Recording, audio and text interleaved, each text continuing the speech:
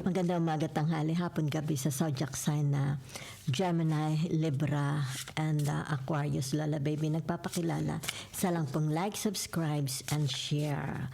So let's see the energy surrounding you for the first week of May. Salamat po ng marami. Okay? So, naririnig ang Phoenix. How's that for a happily ever after? Okay? Bagong yugto sa inyong buhay. Yan ha. It's like you're like a phoenix rising from the ashes. It's like you are welcoming. Okay? You are opening your heart to give and receive love. Okay? Yan. So, you are focusing on what you truly desire. The universe is responding. Okay? Yan. So, let's see. Storm. Every hurricane comes to an end. Okay? So, be very, very thankful and move on. Diba? Yan. So, whatever is this, as it's something to do with money. Diba? Okay. So, maaaring ito yung tinatawag in your head. In your head. In your head. Zombie. Overthinking, stressed, over-analyzing. What is that na? Okay? Yan. So, let's see.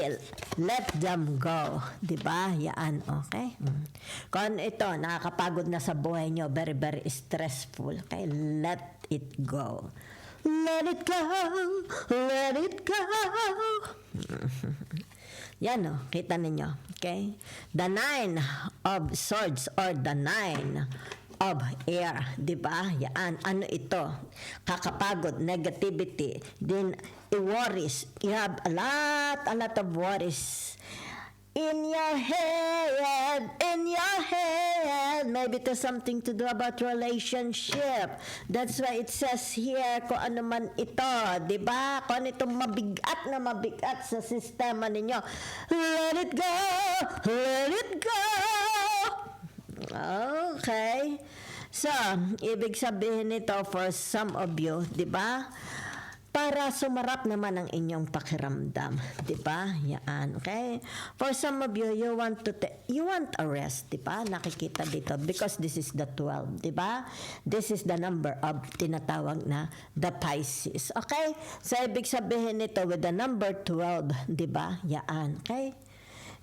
Tinatawag na alisin na ito, di ba? Alisin niyo na ito sa sistema ninyo, okay? Yan. Give yourself, okay, a chance to be happy, to enjoy love, to enjoy life, di ba? Yan, oh.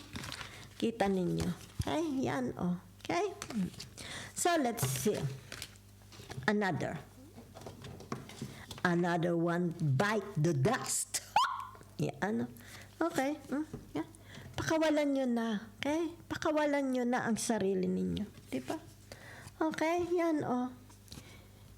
Karapatan mo ito. You have the right. Okay? Gemini, Libra, Aquarius. Okay? Yan, oh. Masisira ulo ninyo. Di ba? Masisira ulo mo. Pag hindi ka umalis dito. Okay? Yan, oh. Pakawalan nyo na.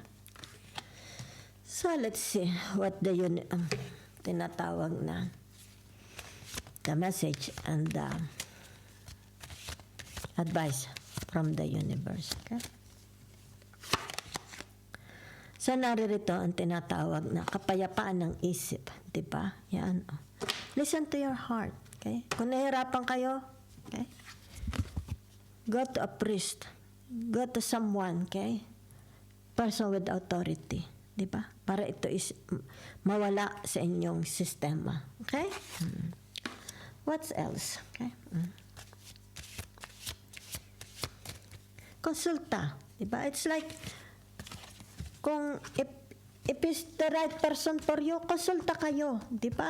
Yan. Wala naman masama. Kumbaga dito maaring for some of you here. Diba? It's like restricted. Your action, your kilos is very, very restricted. Diba? Okay?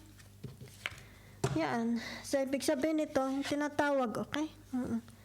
Huwag kayong mag-guilty. Diba? It's not a sin. Okay? kung aalis ka dito sa tinatawag na relationship na ito, di ba? Yan. Don't feel guilty, di ba? Okay? Ano pa man, makikita mo rin ang iyong tinatawag true love, your soulmate. Okay? So, naririto, di ba? Yan. Tinatawag na the death, di ba? Yan, okay? So, ibig sabihin nito, yan, di ba? Wala makakatanggal nito, only you, okay? It's like tinatawag, alisin mo na ito sa konsensya, okay? Huwag mo na itong konsensyahin, huwag mo na itong, masyado kang nababagabag, di ba? Clear your conscience, okay? Clearing your conscience and go, okay? Ibig sabihin, set yourself free, di ba? Okay? So, ano ito, di ba? Yan, okay? Whatever. Importante sarili ninyo, okay? Importante kaligayahan ninyo, okay? Kung ano itong pinaniniwalaan mo, kung ano itong alam mong tama, di ba? Yan. So, ibig sabihin nito, follow, okay? What your heart is saying, di ba? Yan. So, ibig sabihin nito, yung tinatawag, tama na, okay? Tama na itong bigat sa puso, okay? Yan. Transform, okay? Into a phoenix rising from the ashes. Thank you very much.